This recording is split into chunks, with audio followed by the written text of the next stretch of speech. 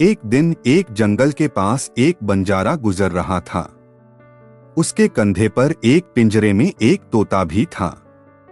तभी रास्ते में उन्हें अकबर के कुछ सैनिक मिल गए। सैनिकों को तोते की खूबसूरत चमकीली पंख देखकर शक हुआ। उन्हें लगा कि शायद तोता चोरी का है।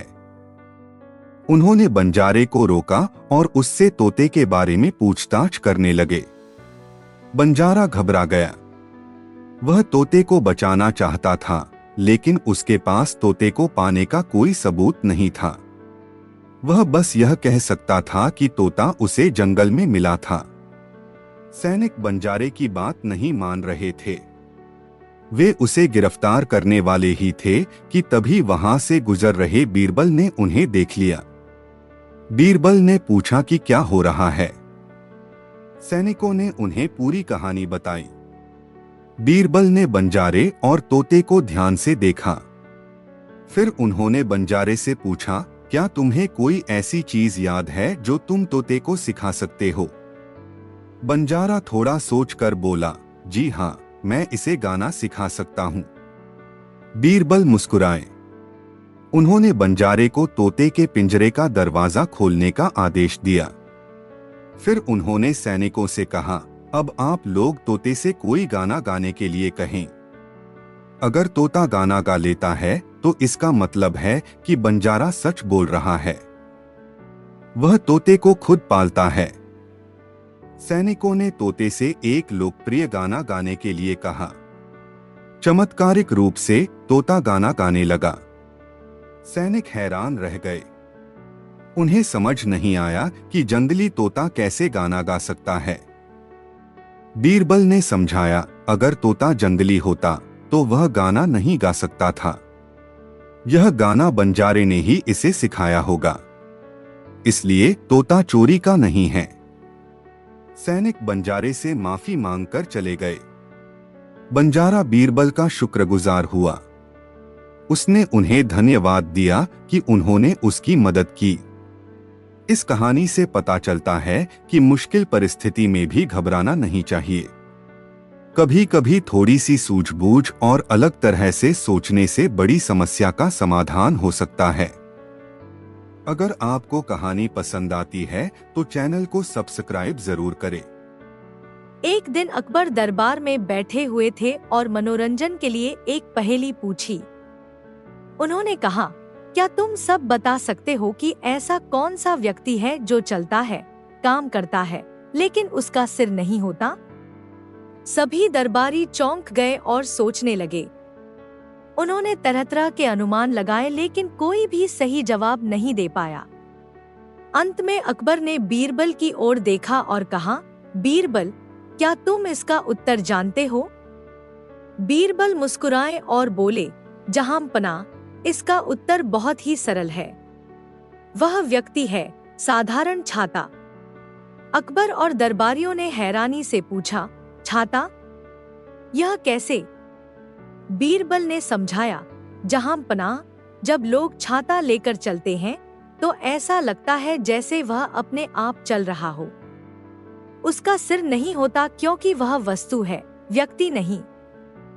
लेकिन वह चलने में, धूप और बारिश से बचाने में काम आता है। अकबर बीरबल के उत्तर से प्रभावित हुए और उनकी चतुराई की तारीफ की। दरबारी भी बीरबल की बुद्धिमत्ता के कायल हो गए। एक बार की बात है, अकबर बादशाह को अपने राज्य की अर्थव्यवस्था की गहराई से समझने की इच्छा हुई।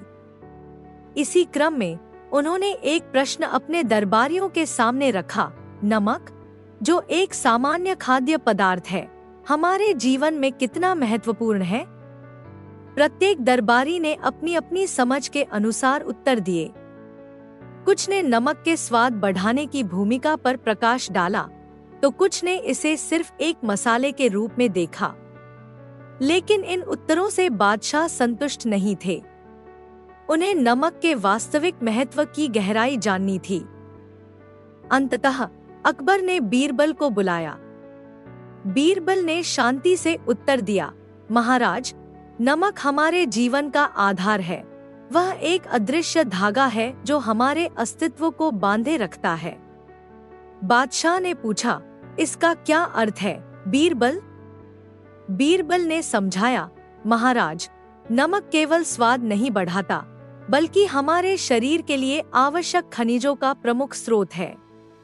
यह हमारे पाचन तंत्र को स्वस्थ रखने में मदद करता है और हमारे शरीर को उचित संतुलन प्रदान करता है। इसके अभाव में हम कमजोर, थका हुआ और बीमार पड़ सकते हैं। अकबर ने आगे पूछा, लेकिन बीरबल, यदि नमक इतना महत्वपूर्ण है तो लोग इसे सोने से अधिक क्यों नहीं खरीदते? बीरबल मुस्कुराए और बोले, महाराज, सोना एक सुंदर धातु है जो धन और समृद्धि का प्रतीक है, लेकिन नमक जीवन का आधार है। सोने से हम भूख नहीं मिटा सकते, प्यास नहीं बुझा सकते और शरीर को ताकत नहीं दे सकते। नमक के बिना हम जीवित ही नहीं रह सकते। इसलिए यदि हम जीवन के वास्तविक मूल्य को देखें तो नमक निस्संदेह सोने से कहीं अधिक मूल्यवान है। बादशाह बीरबल की गहन समझ से प्रभावित हुए। उन्होंने महसूस किया कि नमक जैसी साधारण वस्तु भी हमारे जीवन में कितनी महत्वपूर्ण भूमिका निभाती है। इस प्रकार बीरबल ने न केवल नमक के महत्व को स्पष्ट किया, बल्कि जीवन के मूल्यों के बारे में भी एक गहरा संदेश दिया। एक दिन अकबर को अपने राज्य के एक दूरदराज इलाके से शिकायत मिली। वहां के रहने वाले लोगों का कहना था कि शाही हाथी उन्हें बहुत परेशान कर रहे हैं। ये हाथी उनकी फसलों को नष्ट कर रहे हैं और उनके घरों को भी गिरा रहे हैं। अकबर इस समस्या से बहुत चिंतित हो गए।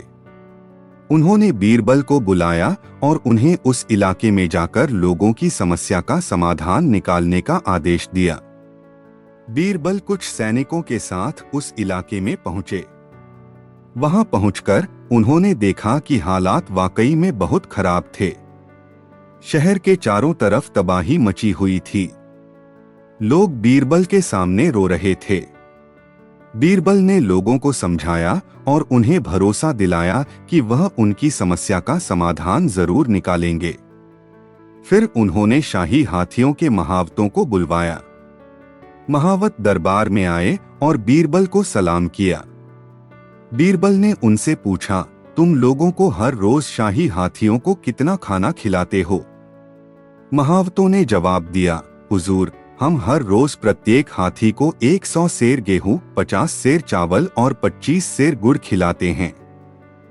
बीरबल ने गंभीरता से सिर हिलाया और कहा, ठीक है, आज से तुम इन्हें आधा ही खाना देना। यह सुनकर महावत चौंक गए। उन्होंने बीरबल से पूछा, लेकिन आधा खाना खाकर ये हाथी कमजोर हो जाएंगे। बीरबल ने मुस्कुराते हुए कहा, चिंता मत करो, मैंने जो कहा है वही करना। महावतों ने बीरबल की बात मानी और उस दिन से हाथियों को आधा ही खाना खिलाना शुरू कर दिया। कुछ दिनों बाद बीरबल ने वापस अकबर के दरबार में आने का फैसला किया। वह दरबार में आए तो अकबर ने उनसे पूछा, बीरबल, तुमने उस इलाके की समस्या का समाधान कर लिया? बीरबल ने कहा, जी हाँ हुजूर, अब वहां के लोगों को कोई दिक्कत नहीं है। अकबर को थोड़ी हैरानी हुई। उन्होंने पूछा, तुमने ऐसा कैसे किया? बीरबल ने जवाब दिया, हुजूर, मैंने सिर्फ शाही हाथियों को दिया जाने वाला खाना कम करवा दिया। अब उनके पास इतनी ताकत नहीं बची है कि वे फसलें नष्ट कर सकें या घर गिरा सकें। यह सुनकर अकबर अपनी हंसी नहीं रोक पाए। उन्होंने बीरबल की सूझबूझ की तारीफ की। इस कहानी से पता चलता है कि किसी काम को करने के लिए स्पष्ट निर्देश बहुत जरूरी होते हैं। अगर निर्देश अधूरे या गलत हों, तो उस काम में परेशानी आ सकती है। एक बार अकबर बादशाह के दरबार में एक आलसी नौकर था। वह हमेशा अपने काम से बचने की कोशिश करता था। एक दिन अकबर ने उससे पूछा, तुम इतने आलसी क्यों हो? तुम्हें काम करना नहीं आता क्या? नौकर ने उत्तर दिया, महाराज, मैं काम करना तो जानता हूँ, लेकिन मुझे काम करने का मन नहीं होता। अकबर ने यह सुनकर बीरबल को देखा। बीरबल ने कहा, महाराज, मैं इस नौकर को काम करने के लिए मजबूर कर सकता हूँ। अकबर ने कहा, तुम कैसे करोगे यह? बीरबल ने नौकर को बुलाया और उससे कहा, तुम जानते हो कि महाराज बहुत ही बुद्धिमान है। उन्हें किसी भी चीज का जवाब पता है। मैं तुम्हें एक सवाल पूछूंगा। अगर तुम उसका सही जवाब दे दोगे तो महाराज तुम्हें काम करने से छुट्टी दे देंगे। लेकिन अगर तुम उसका सही जवाब नहीं दे पाए तो तुम्हें हमेशा के लिए काम करना पड़ेगा। नौकर ने सोचा, अगर मैं सही जवाब दे दूंगा तो मुझे काम नहीं करना पड़ेगा। उसने कहा, ठीक है, आप सवाल पूछिए। बीरबल ने पूछा, तुम बता सकते हो कि एक हाथ में कितने अंगूठे होते हैं? नौकर ने सोचा, हर हाथ में एक ही अंगूठा होता है। उसने जवाब दिया, एक हाथ में एक अंगूठा होता है। बीरबल ने कहा, तुम गलत हो।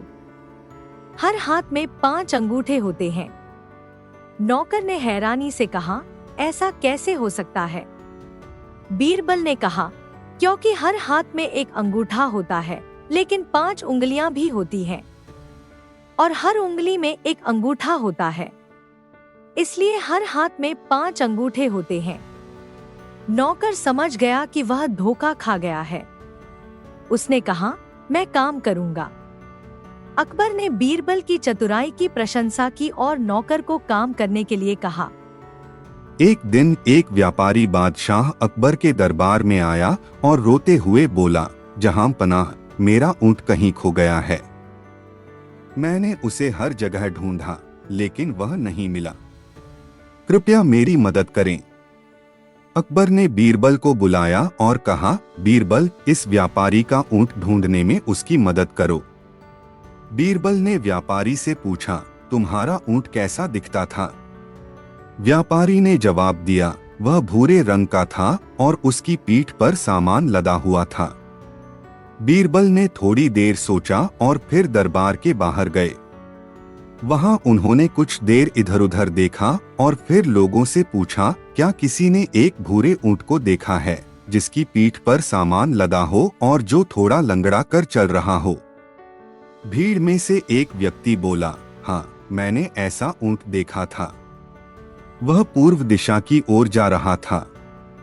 बीरबल ने व्यापारी को पूर्व दिशा में जाने को कहा।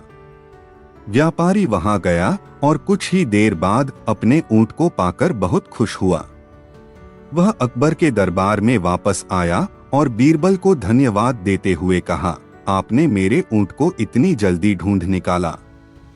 यह चमत्कार जैसा है। अकबर ने बीरबल से पूछा, बीरबल, तुमने यह कैसे किया?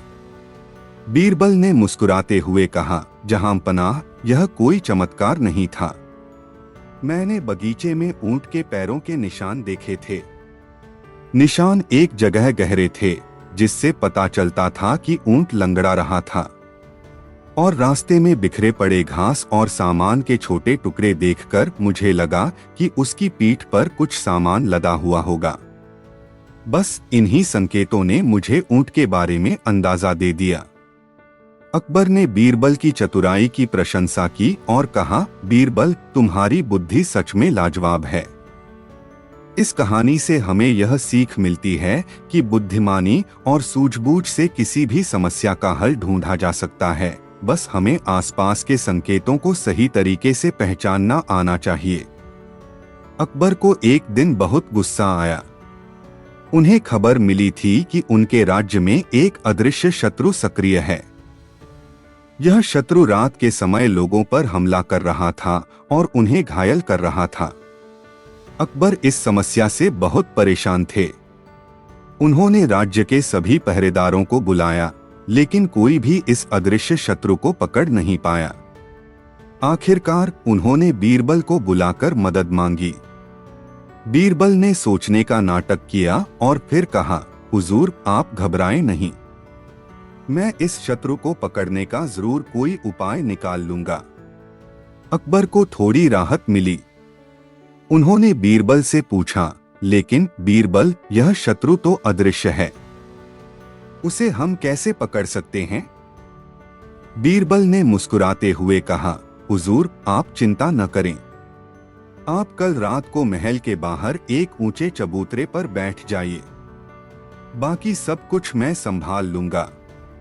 अकबर ने वैसा ही करने का वादा किया।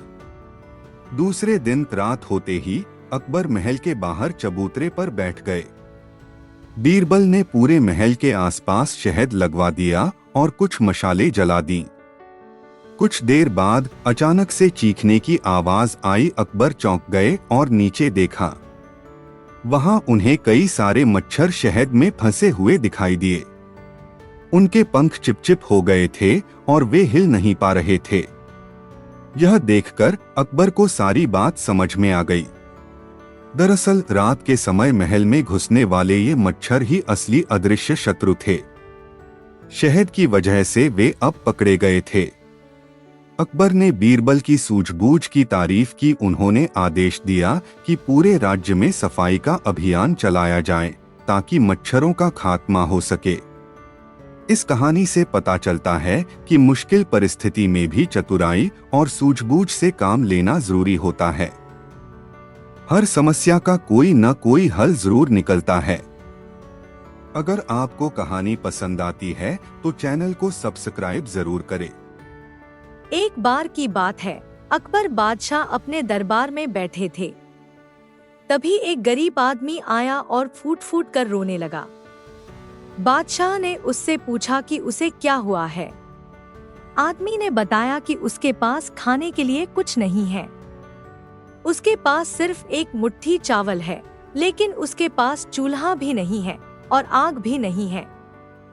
वह खिचड़ी बनाना चाहता है, लेकिन उसे नहीं पता कि कैसे। अकबर ने अपने सभी दरबारियों से पूछा कि कैसे एक आदमी बिना आग के खिचड़ी बना सकता है, लेकिन कोई भी जवाब नहीं दे पाया। तभी बीरबल आगे आए और बोले, महाराज, वह आदमी खिचड़ी आग से बहुत दूर रखकर पकाएगा। अकबर ने पूछा, अगर खिचड़ी आग से इतनी दूर है तो वह कैसे पकेगी? बीरबल ने कहा, महाराज, वह आदमी खिचड़ी अपने पेट में पकाएगा। वह चावल को निगल लेगा और अपने पेट में पानी के साथ मिलाकर पचा लेगा।